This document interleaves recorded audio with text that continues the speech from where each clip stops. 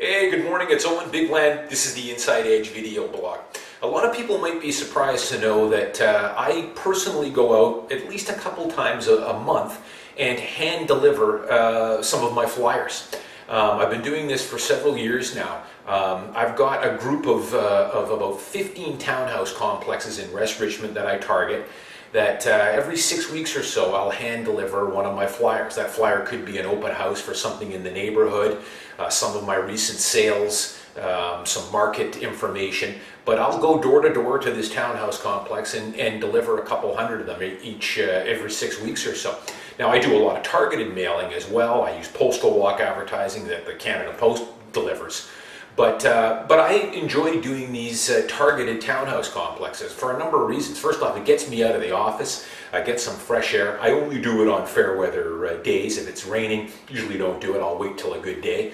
But I enjoy getting out, good exercise, get a little sun, and you never know who you're going to run into. I'll often run into a number of owners that are outside washing their car, doing their lawn, whatever. And if they're willing, strike up a little conversation, give them my flyer, and give them a card.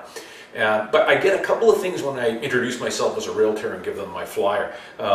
Lately, I've been getting, most of the spring and summer here, is, yeah, market's not so good, is it? Bad time to sell, I hear. And that was maybe more the case in the winter. The market was awfully slow, but I can tell you for July, our sales volume is way up. It's up about 40% from July of 2012. So sales volume is up. For the last year and a half, I'd say we're in a pretty good buyer's market. Last winter, we were in a strong buyer's market.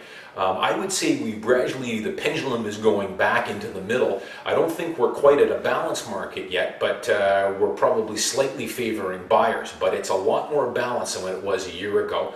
Prices have stabilized, and as a matter of fact, for July, prices eased up just slightly, about half a percent. So not a lot, kind of treading water. The other thing I get from a lot of people is, thanks for your flyer, but I've got a realtor.